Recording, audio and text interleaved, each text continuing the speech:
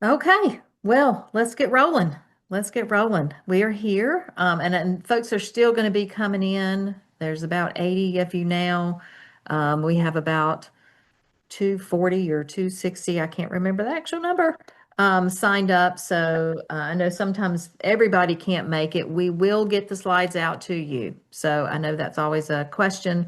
We will also post this whole webinar online so people can access it. Welcome. This is the homelessness and childcare. This is part two, our second webinar that we're bringing to you across the state of North Carolina. We want to help you with making connections for a positive impact. And today we have a couple of different panelists that'll be joining us. I am Beth Bordeaux. I am a co-owner and consultant with Partners for Impact. Charlene, can you hit the next slide for me, please? And then Charlene is my colleague working with me here at Partners for Impact. I'll do a quick introduction of me and then I'll pass it to you, Charlene, to introduce yourself. Um, I started Partners for Impact in 2016 as a way of working with organizations and communities across North Carolina, and we're actually working in a few other states now, particularly around building capacity for community change.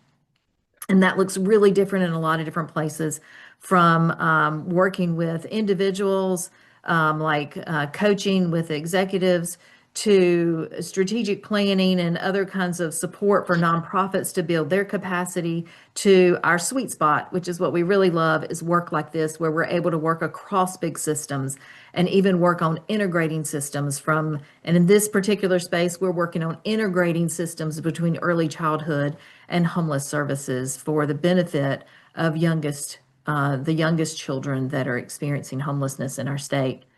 Um, Charlene, let me give you just a quick second to introduce yourself. Sure. I'm Charlene Reese. I've been working with Beth and Partners for Impact since about 2019.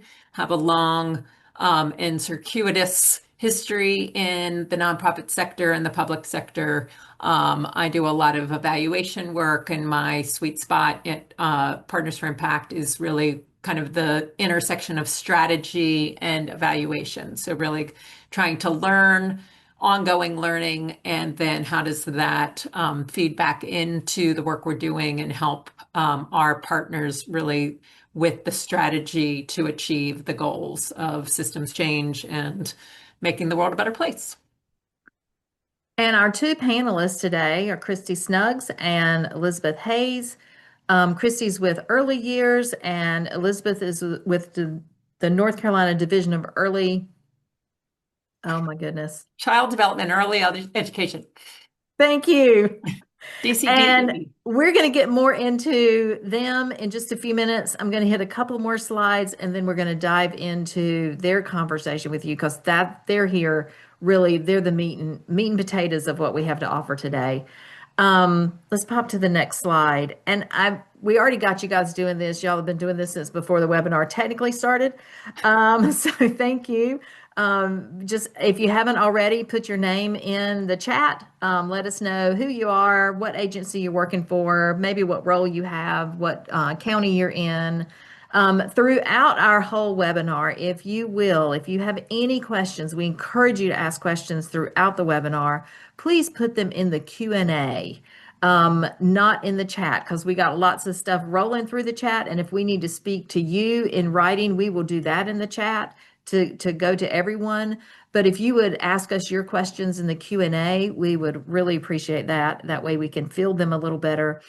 And we may not be able to get to every question during this process. So if we're not able to answer every question, there's a lot to talk about with our two topics today.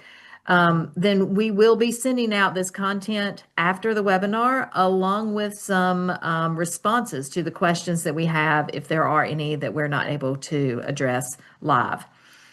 So today's webinar, our objectives are really to help you to have the information that you need to understand about childcare subsidy and the particular priorities and opportunities there are for families that are experiencing homelessness.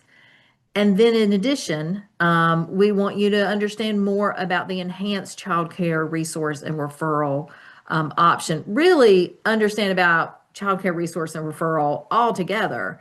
But then there are specific options that are for families that are experiencing homelessness in certain counties. And so we want to make sure that you're aware of that as well. And we're doing this, all of this work, with the Young Child Homelessness Outreach Project and bringing you this webinar along with our newsletter and our local outreach that we're doing. We're doing all of this because we believe that every child deserves to have positive childhood experiences. And the more positive childhood experiences a child has, the more likely they are to be healthy and resilient. And there are too many children in North Carolina facing homelessness. So, if the next slide, please. We have over 40,000 children in North Carolina at the last count, and that does not even include an additional 11,000 or so that are children between birth and 3. So that 40,000 is from the public school system across North Carolina, and their McKinney-Vento numbers showing that this number of children across the state in last school year, 24-25 school year. Um, Next slide, please. So we come to you, Charlene and I and Christy particularly, are coming to you from the Young Child Homelessness Outreach Project of North Carolina. This project is intended to impact children and families experiencing homelessness, to ensure that they have positive childhood experiences and stability that can bring resilience. Our particular model is that we are connecting families experiencing homelessness or housing instability to high quality childcare and to childcare subsidies through community outreach and enhanced referral services. So that's happening at both a local level where we're networking in communities and bringing that early childhood and that homeless service sector together, and in providing those enhanced referral services in those communities for families experiencing homelessness to make that connection clean and clear. And you'll hear more about that in a bit. We're also doing this work at a statewide level, and that's what this webinar is a part of, as well as various other activities, including a newsletter, the Young Child Homelessness Journal of North Carolina, that goes out about every other month, and shares some really great information and articles about things that you can do right now for children experiencing homelessness. We know that housing sometimes takes a long time to actually stabilize a family in housing, but there are things that can be done for a child immediately. And those are the kinds of resources that we want to bring to you. Next slide. So, to our topics for today. We're going to be talking about childcare resource and referral and childcare subsidy. So let me introduce to you first Elizabeth Hayes. And Elizabeth is the Assistant Director of Subsidy Services for the North Carolina Division of Child Development and Early Education. And she holds both a bachelor's degree and a master's degree in social work, and has spent her career working with children and families in different settings and programs, including early intervention and child protective services. Prior to becoming this assistant director in 2019, Elizabeth filled the role of senior subsidy policy manager for 3 years. As the assistant director, Elizabeth has oversight for the North Carolina Subsidized Child Care Assistance Program. Through the work of 4 units, which are policy, technical assistance, program compliance, and provider compliance. In her current role, Elizabeth is also the business owner for the state's own online case management system, NCFAST. So I'm going to turn it over to Elizabeth right now to talk to you some about the child care subsidy program in North Carolina. Thank you, Beth. Good afternoon, everyone. It's great to be here. Good to see so many people participating. Really appreciate everyone being here. And do I have slide? Are you able to change the slide? Yes. Okay. Perfect. So I could talk about this program all day long. So I've tried to limit it to just a very high level overview. I'm sure that many on the call here are already very familiar with the subsidized child care assistance program, but just wanted to review a few very, like I said, very high level pieces. One thing I do want to kind of clarify is that subsidized child care assistance program, you may hear it referred to as a couple different things, but just want to make sure everybody knows which program we're talking about. I think in later slides or in the way we're talking here, you may hear it referred to as the NC Fast subsidy program.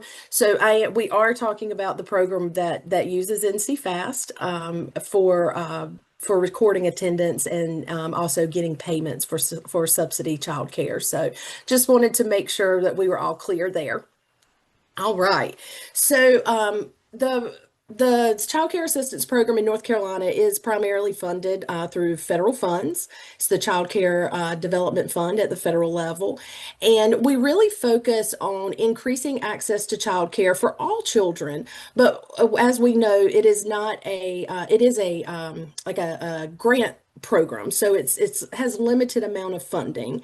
And so because of that, we do have to sometimes get a little bit more careful about who's eligible and why families are eligible.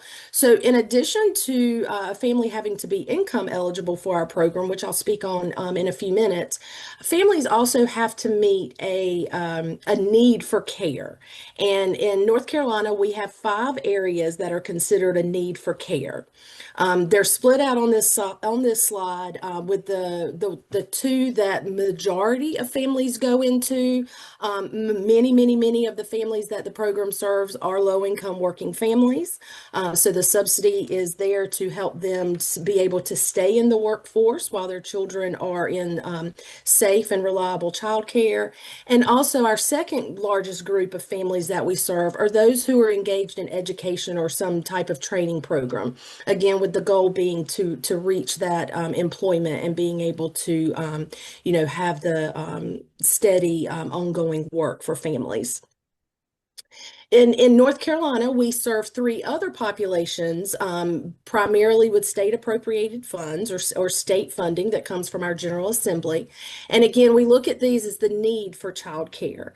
So families who are involved in child welfare services coming through their local DSS or child protective services. Those seem almost like maybe they're the same thing. And in the child welfare world, it's a little bit confusing because the definitions don't align perfectly.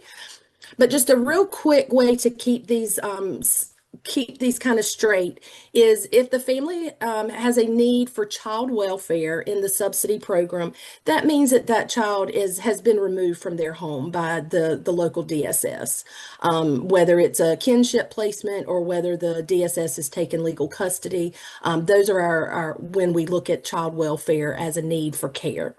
Child Protective Services, on the other hand, is when the local child welfare program at that DSS is involved in with that family, but they have not yet removed that child. So, for instance, maybe there's an ongoing family assessment or investigation, and we can use subsidized childcare for these two types of situations if a family is in that type of situation to help maintain stability for the child. If the child's still in the home, childcare may be needed to help ensure the child is safe during the daytime.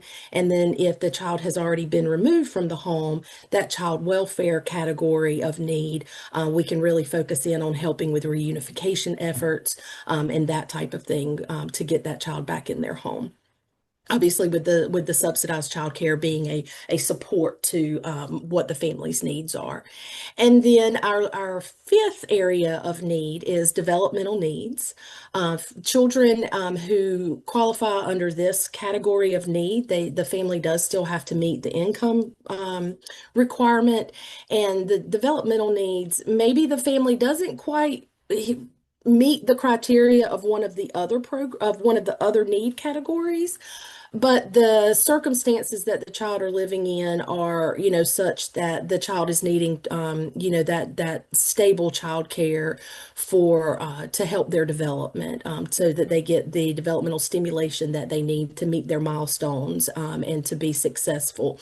So think of situations maybe where maybe it's an elderly grandparent who is caring for a very young child, and that child needs that developmental stimulation, or maybe a mother who is, has some type of physical disability, or a parent, could be a father as well, where that child care is needed to help that child developmentally.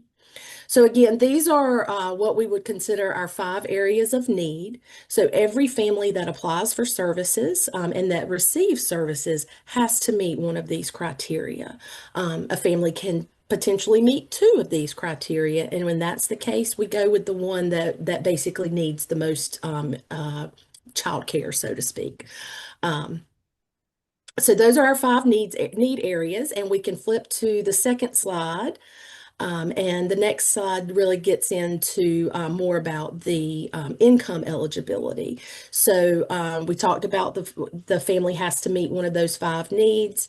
And I should have had this on the first slide. The program overall does typically serve children birth to 12 years old. After we are able to serve children until their 13th birthday, but for initial eligibility, they have to be 12 or younger. When we look at the income portion of eligibility for all children who are ages birth to 5 years old, we look at 200% of the federal poverty level.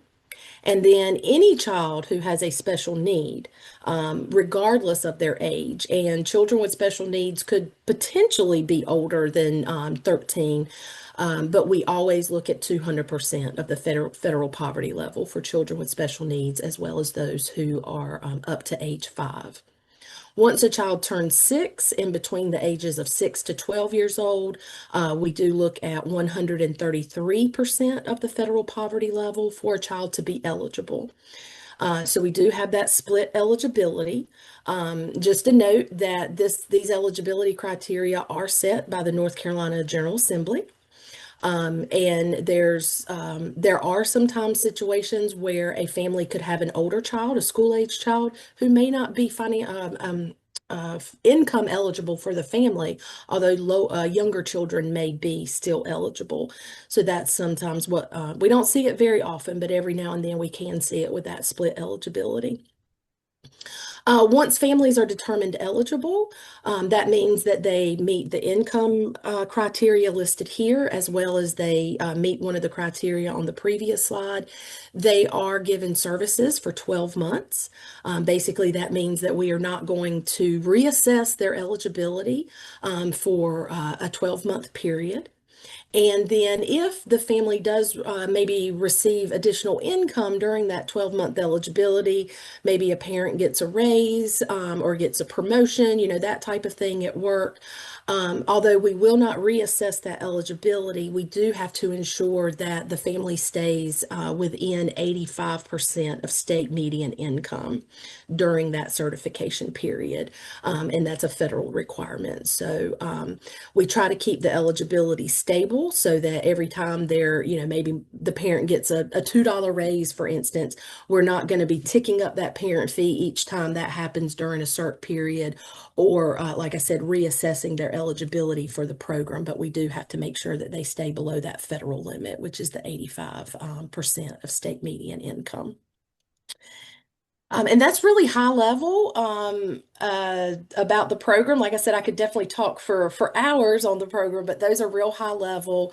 And we will talk a little bit later about how this all interacts when we're working with children and families who are experiencing homelessness. But just wanted to provide a good base foundation for that further conversation. Thank you.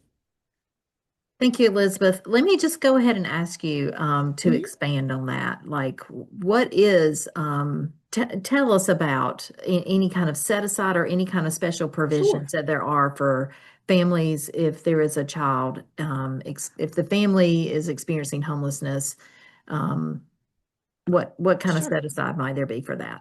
Yes, absolutely. Happy to do that. So it starts at the federal level, really, when we start talking about the funding. Our federal partners in law do tell all states to prioritize children who are experiencing homelessness as well as children with special needs. And so the way that we do that, one of the ways that we do that in North Carolina, and also let me back up. When I say prioritizing, I'm strictly talking about for the subsidized child care assistance program. Mhm. But one of the ways that we do that in North Carolina is when we're working with our General Assembly, and they have what we call, they have established a 4% set aside. And what in the world does that mean? So you may or may not know, but every fiscal year, we receive when we receive our funding, we know how much funding we're going to have for that year. We allot money, we being DCDEE, allots money to each county DSS. It's a legislatively mandated formula. It's based on population of individual counties. And so we set for that year, okay, this is how much each county is going to have in their direct services as well as their support dollars or their administrative dollars. And then from that allocation for each county, we automatically figure out what is 4% of that direct services set of allocation. And then we basically take that and set it aside, if you will, and reserve it solely for children who are experiencing homelessness and those who have special needs. So what that means is that because you may recall, I did say that this is a capped grant program. It's not an entitlement program.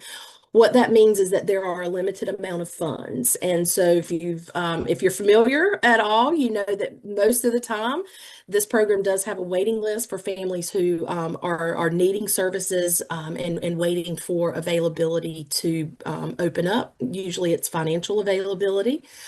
And so with that 4% set aside, that is dollars that are basically set so that when a family or a child applies and that child is either experiencing homelessness or has a special need, we can pull from that set aside rather than the full allocation of that county. We basically have some dollars, set over here for these particular populations, so that if that county, whichever county that child's applying in, where they live, if that county DSS is on a waiting list for subsidy, then we can go ahead and get that child into services and be able to, pay for the child care services. That's kind of how the set aside works as a real high level. Again, when we talk about limited amount of money, set asides can get exhausted as well. And so depending on how a county is spending throughout the year, there may be times where that set aside has been exhausted as well. But we do try really hard to ensure that so that throughout the fiscal year, we're able to serve these two high priority populations. So, just to clarify, if a family qualifies otherwise, they still have to meet those other qualifications, right? So Yes. they still have to Yes. meet the qualifications around the age of the child and the income level, and they have to be either in school or working, those kinds of qualifications. They still have to meet all of those. Yes. But if the county has a waiting list, that's where it really becomes Yes. handy, right? If a county has Yes. a waiting list, then there is set aside money that these folks can be put to the top and draw from that other bucket and Correct. get into childcare anyway, get this Mhm. subsidy anyway. Okay. Yes. That is Can you tell me what's the definition that's used to how do you determine homelessness? Sure, absolutely. So in the subsidized child care assistance program, we do use the McKinney-Vento definition for homelessness. And just to refresh everyone's memory on that and pardon my read, I want to make sure I say it correctly. So when you look at McKinney-Vento and the definition of homelessness, the biggest piece is that that family or that child lacks a fixed, regular, adequate nighttime address. So any child that's lacking that fixed nighttime address, that does include shared housing. So when they're doubling up, Maybe mom is living on grandma's couch or living on a friend's couch, whatever the case may be. That does meet the definition of homelessness according to McKinney-Vento, as well as inadequate accommodations. So maybe they're staying in a hotel, campground, trailer parks, that type of thing. Mhm. There's many other, we can get into public, private places like parked cars, abandoned buildings, those types of things. So it's very, very inclusive. But the key piece is lacking that fixed nighttime address. Okay. Now we're getting some questions through the Q&A. So some of them are questions that I kind of already had, so I'm fielding these Okay. according to some of the things I already had asking, I already planned to ask. But one is around parent fees and what is the cost of childcare for a family that is experiencing homelessness and they have access to the subsidy, right? So Okay. they qualify for subsidy, they have access to the subsidy. They're also experiencing homelessness. I don't know if there's any difference for them, but are there parent fees and what do those parent fees look like? Yes, yes, absolutely. So, if we think back to that very first slide, I don't know if it's helpful to reshare that slide or not, because I don't see the slides anymore, but that's okay for me. But I can talk about the parent fees from the standpoint of the need for care. So, yep, go back one more.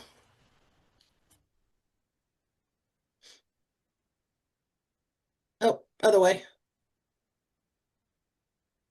No. There we go. That's it. Perfect. Oh, what, there we go. All right. So I think it's a little bit easier sometimes to talk about it when you can see the different need categories because there are differences. So the majority of our families, like I said earlier, they do fall into at the need category of working or in education. And when we assess a family's income, we determine what their monthly gross income is, and then if they are receiving services either due to employment, education, or developmental needs, that last one down there at the bottom, those three need categories, a family would be assigned to, they're financially responsible for 10% of their gross monthly income. That's what their parent fee would be. So just to do some really easy math, if their gross monthly income comes out to $1,000, then they would be responsible for paying $100 to that provider every month.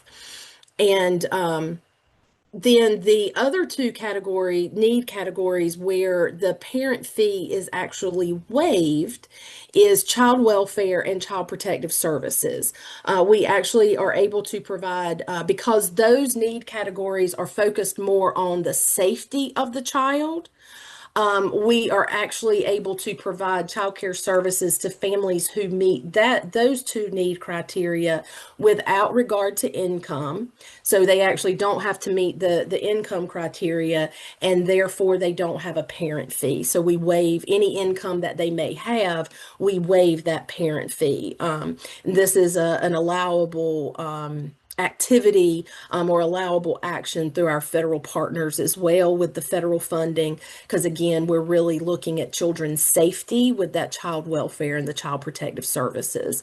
But for a family who is experiencing homelessness, if that parent or responsible adult is working or in education, then we would look at whatever income that family may have, assess that at a monthly, gross monthly amount, and then charge the 10%. Or not charge, but the child care provider would collect that 10% from the family.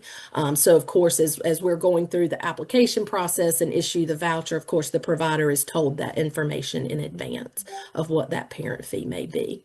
Now, this is a question that I do not have on my list. So, but if a family moves from Mhm. one county to another and they're homeless, so they're moving, they're like Yep. maybe they're in a shelter and then they get housing in a different county, or maybe they white, whatever.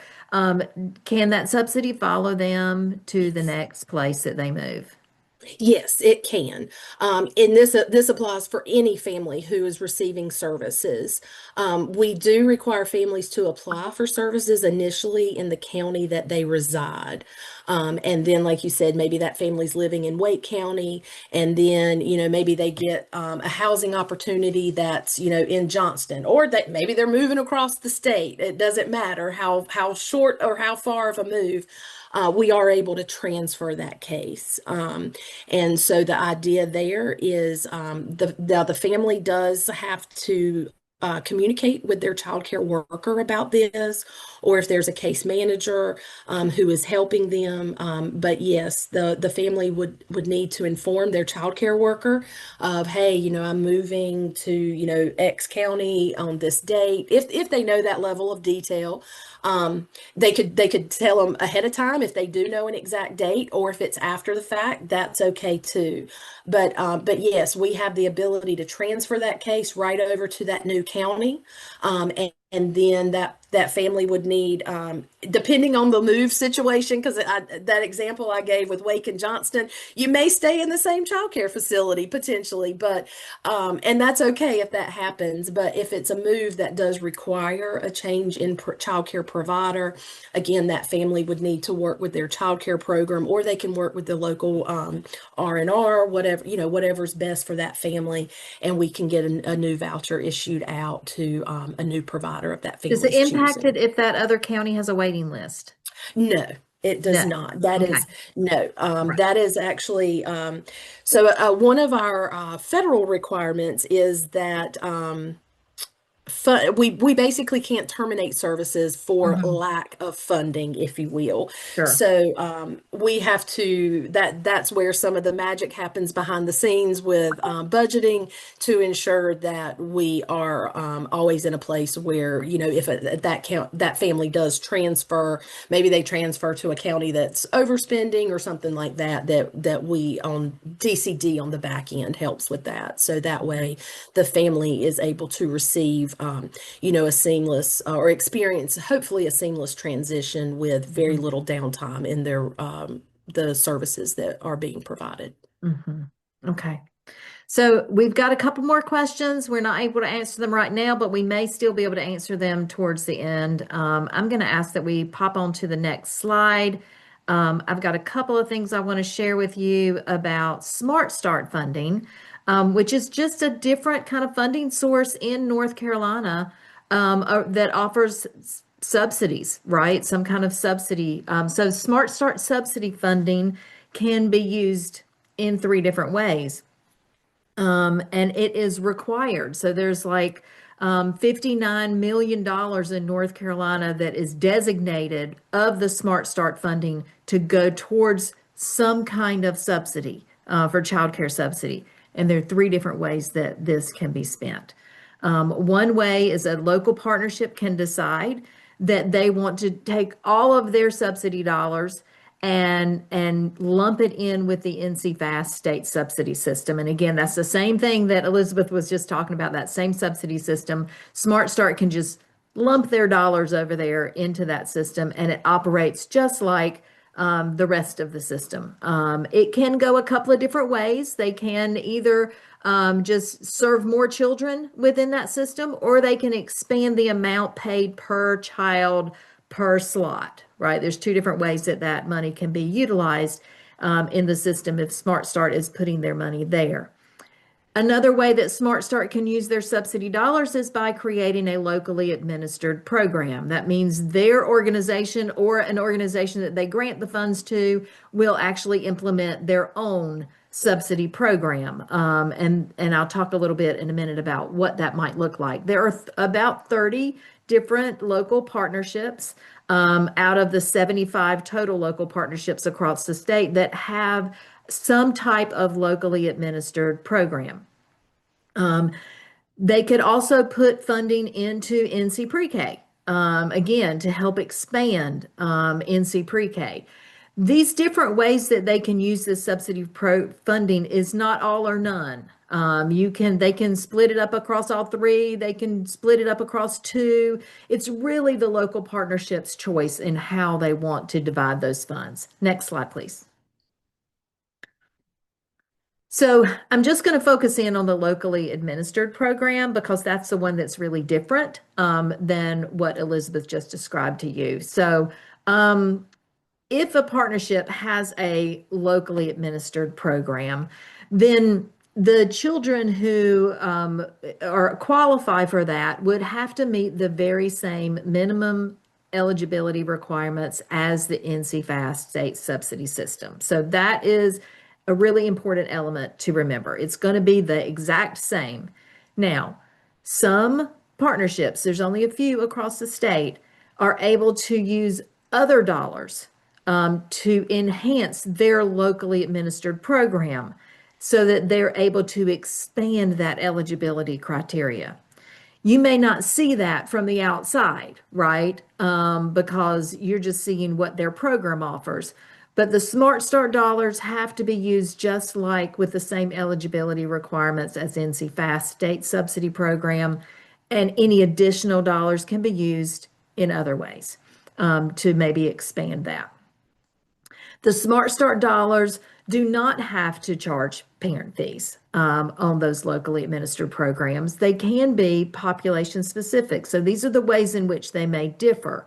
It could be targeting like for teen parents or for families that have children birth to two or some other criteria that is population specific. It can also tie funding to a particular parenting or family support program. So if for all the parents and families who participate in this XYZ program, they have an option to receive these locally administered subsidy dollars. So that might be the way that works. Or they could tie the funding to a facility or a certain quality criteria. So only 5-star centers are eligible to families that are sending their children to 5-star centers or to this particular center are able to qualify for this. They can set higher rates so they can pay more for childcare.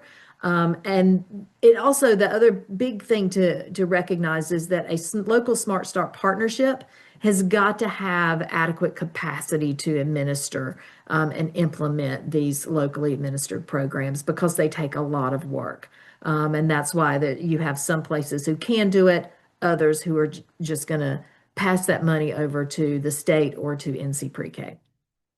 So I bring this up just because it is another element within the system. If you're a provider and you're working with a family and you're trying to find care for that family and a way to pay for care, just to know that there are multiple options in some communities.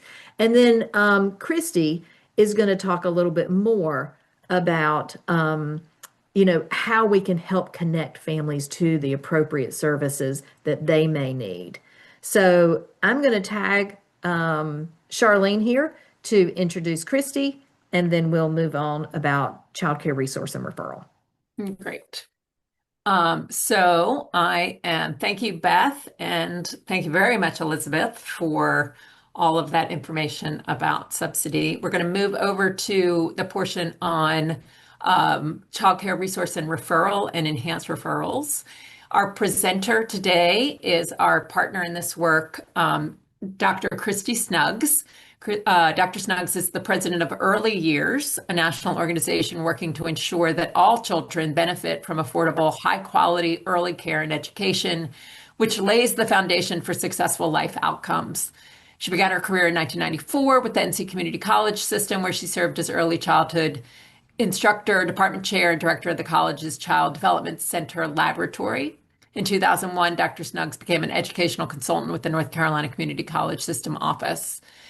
Dr. Snuggs has held progressively higher leadership positions, serving as the Vice President of Instruction and Chief Academic Officer with Edgecombe Community College, the Child Development Division Director for Nash Edgecombe Wilson Community Action, previously NEED, and she joined the Division of Child Development and Early Education in January of 2018 as the Deputy Director.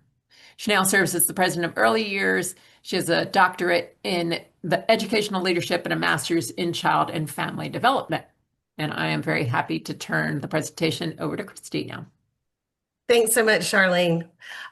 So glad to be with you guys this afternoon.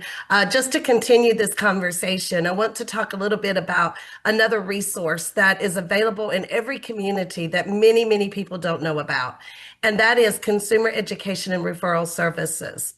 The Administration of Children and Families at the national level uses the same funds that Elizabeth spoke about earlier, the child development funds, to actually fund consumer education and referral services in each of the communities. And it's important for you to understand that these are available and they can help families find so many resources. Next slide, please.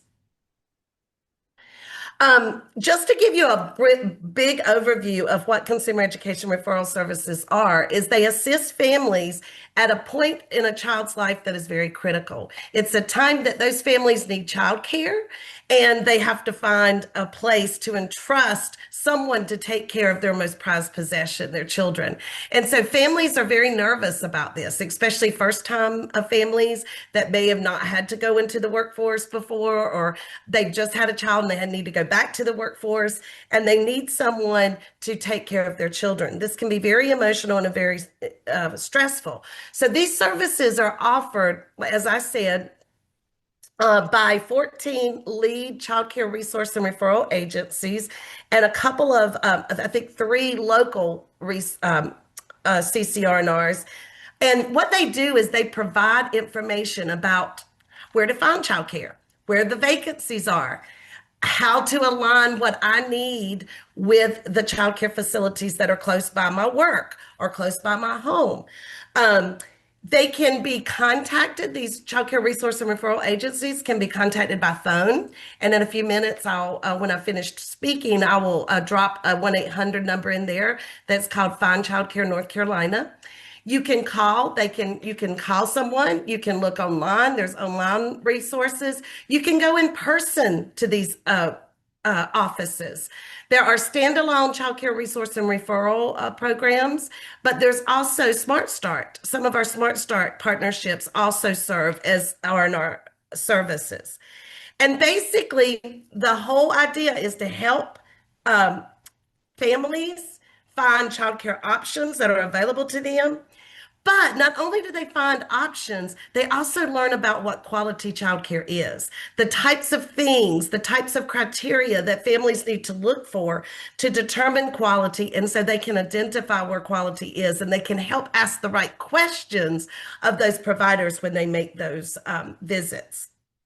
But it also then provides a list of referrals, some places that they could go.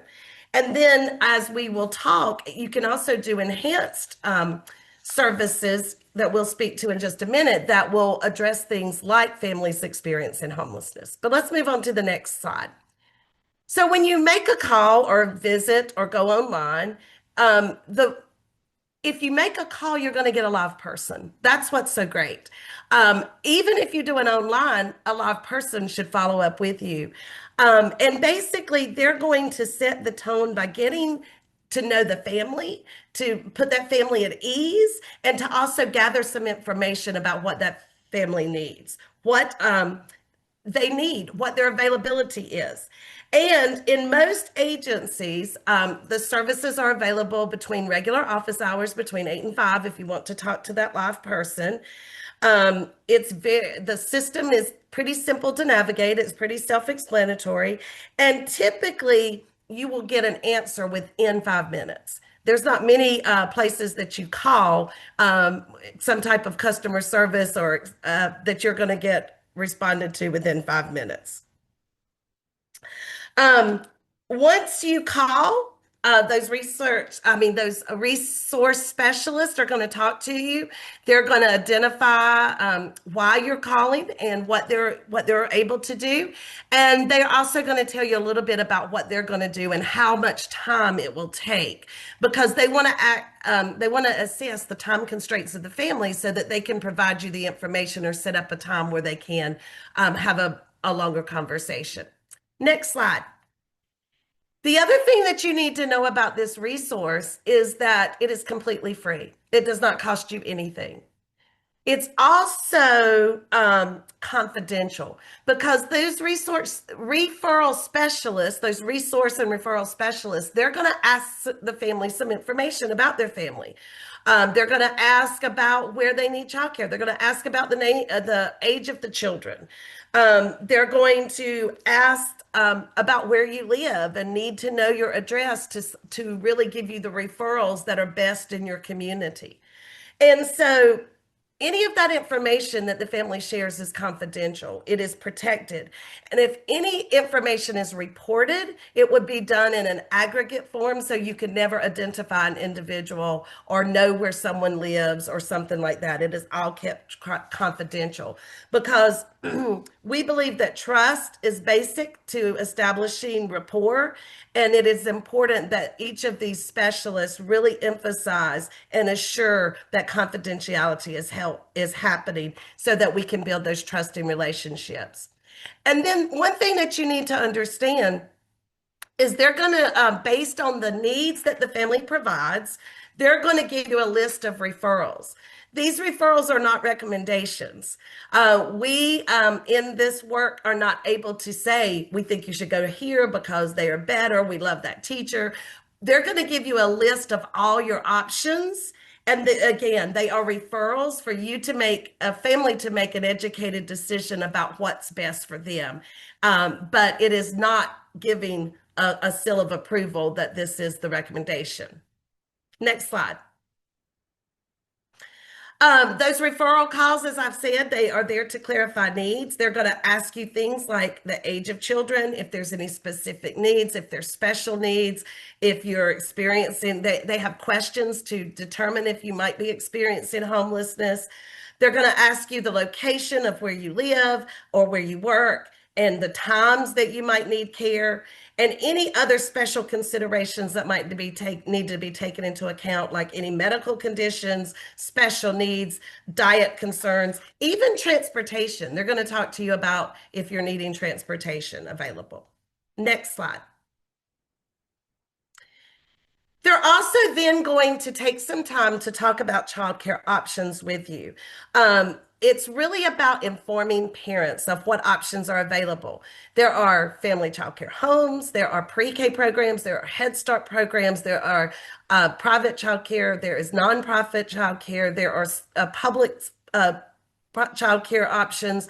And so they're going to talk about all those options with you and whether or not a family might qualify for childcare that's free or a reduced cost and so forth. They also will talk to you about Part Day and school age, and they are only going to talk about those that are regulated. In some cases, there might even be information related to some type of summer camp or some type of half-day program, if that's something you're interested in as well. They're going to give you some information about North Carolina licensing laws and rules and how they apply. And they're going to talk to you about our star rated system, our quality enhancement system, our QRAS system, and give parents information so that they can make their own determination about where they need to go. But I think next slide is probably the most important thing that these families do outside of establishing trust. These specialists do outside of establishing trust with the families is they really give an education about quality indicators. They talk to the families about health and safety that they need to be looking for as they walk into centers and visit. They talk about the three things that research has shown time and time again that really shows quality: the education of the teacher, how the teacher interacts with the children, the staff-child ratios, what those are, and how many children there are to each staff member, and then the small group sizes. But they're going to talk to you about turnover. They're going to talk to you about family involvement and why family involvement can add to quality and why it's so important. And they're going to talk about accreditation and developmentally appropriate practice and developmentally appropriate curriculum and formative assessment. All of that. These folks are a wealth of knowledge, and they're able to tell that and talk to parents about those things so that parents can make those informed decisions. Next slide. The other thing they're going to talk to you about is paying for childcare. They're going to give you an average cost in your local community of where you are. They're going to talk to you about financial assistance. They're going to refer you to who administers subsidy in the area. Typically, it's the Department of Social Services, but not in every community. In some communities, the R&R office actually is the one that where you go and apply. They're going to talk to you about child care subsidy. They're going to talk to you about what's happening if there are those that Beth mentioned, those locally administered subsidy programs in your community. They have information about those and they can point you in the right direction. They may even talk to you about tax credits that are available to families, sliding scales, other types of scholarships.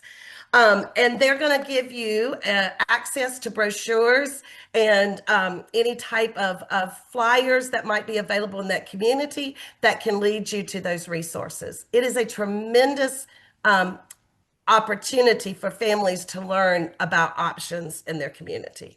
Next slide. Along with the referrals and the resources that are provided, they provide families with next steps. And this is really where it gets into what an enhanced referral is. In many, many cases, in the work that we're doing in partnership with Partners for Impact, is we're looking at families that are homeless, and we're making sure that in certain communities, we're developing out or further developing their enhanced referral process. For children who maybe are, or families that are experiencing certain populations, like they're homeless, they may be teen parents, it might even be grandparents raising grandchildren. In some communities, like in Onslow County, there's military presence, or in Cumberland County, there's a military presence. The child care resource and referral agencies are going to know about those specific populations and the resources that are available there. And then in many communities, like here in the Triangle with early years, we have corporate contracts with businesses. So if you are employed by a particular industry in our area, they actually provide funding to give families a better experience and help connect them with childcare, but also other resources in that community. So what that, and you can move on to the next slide, what that enhanced referral really looks like is we're going to help you set up visitations to child care centers. They're going to ask questions to give you questions to ask. Those specialists are going to review, teach you how to review compliance history of child care facilities, how to look at licensing records. They may even follow back up with you about where they'll reach out to the child care facility and find out if there's a vacancy for your aged child or the child that has a specific need. They'll come back to you and give you that. They will follow up to make sure you followed up because families get busy. So there's all these enhanced referral services that can be offered, and especially for children who may be experiencing, or families that may be experiencing homelessness. Next slide sort of sums it all up. So use this resource. It doesn't get used often enough. We want to make sure that every family, no matter where you are in North Carolina, has access to resources, access to quality childcare, and your local childcare resource and referral has specialists waiting to do that. They're going to provide consumer education. They're going to teach families about those indicators of high quality, about the rated license system, and what to look for when you're going out. They're going to provide financial assistance and guidance, and offer you talk to you about eligibility for Head Start or pre-K or other types of childcare in your area. They're going to, in these enhanced referrals, they can provide vacancy confirmation. They're going to facilitate a warm handoff. And they can even provide assistance with financial aid applications or some type of application to apply to each of these unique programs. And also your local R&R provides language and communication support so that the materials that you need will be in your own language, your native language. And so please reach out.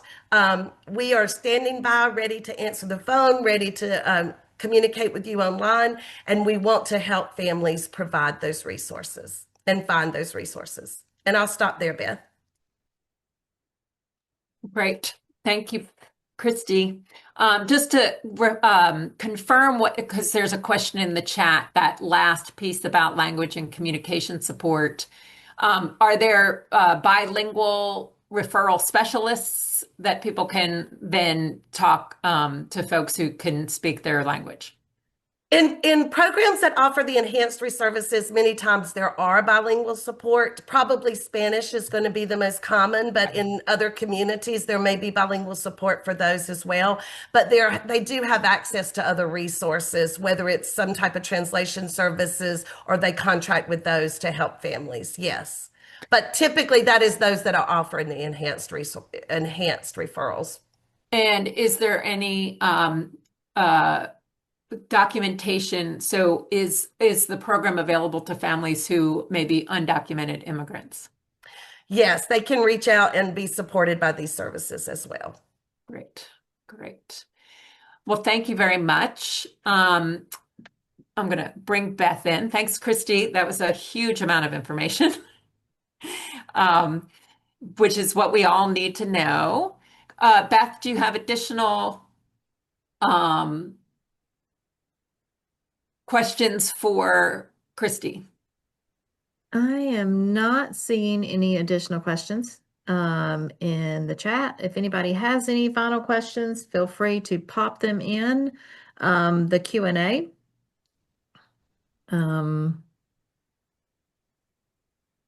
Yeah. And in the chat, we've been, okay, we will, if we've not answered your question here, we will be sending out the slides and a link to the recording of the video after this presentation. Give us a couple of days, and we will answer as many questions there in that email as we can if we have not already answered them today. Okay, so I'm going to go to our second to last slide to talk about what you as participants in this this webinar can do right now to help, particularly help families experiencing homelessness, connecting them to high quality childcare and subsidies, and to learn more about the CCR and our services in your community, and share them with families. Christy, if you can share that information, I'll just make sure it goes to everyone. You can look up that 1-800 number and find childcare in North Carolina. So the Young Child Homelessness Outreach Project, we have a sort of bi-monthly newsletter, and we would like, if you are not already on our mailing list, we would like you to sign up for that. You can reach out to Partners for Impact. We are working, Beth only touched on that we are not just working statewide, but we're also working in local communities across the state. We've got about 5 at the moment. And we are doing some really targeted outreach to providers and working with the child care resource and referral agencies and the subsidy agencies in those communities. And we will be expanding this year by 1 or 2 counties. So if you want to work, you want us to come to your county, if we're not already there, please reach out to Beth or myself at Partners for Impact. On the Early Years website, there is a public awareness campaign called Bringing Families Home. And there's lots of statistics and information and some graphics there. They've been working on that for a couple of years, so please share that. Please check that out. And then the state, if you do not know this, the state already has an action plan for early child homelessness support system. And again, in the email, when we follow up, we'll share the link with that, to that. Before you go, please complete a short evaluation of this webinar so that we know how we did.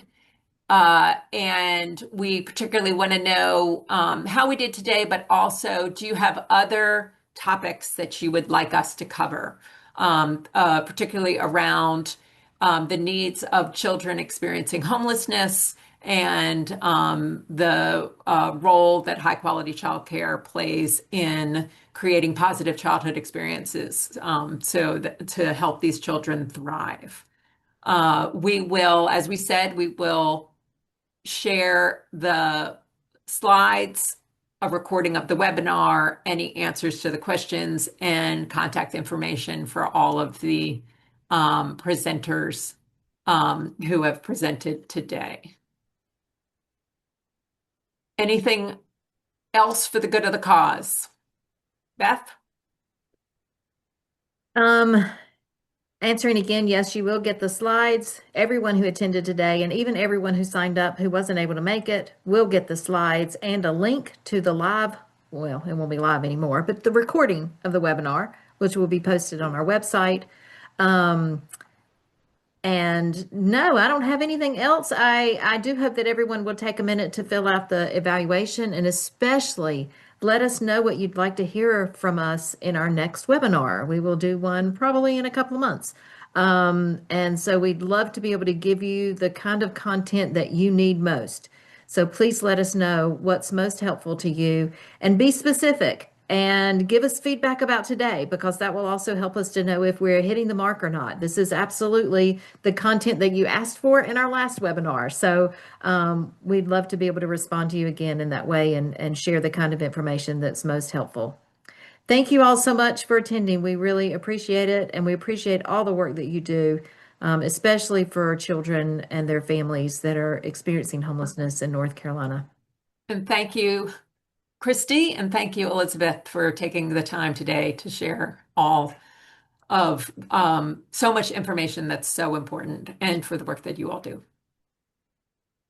Glad I could participate. Thank you. Yeah, glad to be here. Thanks so much.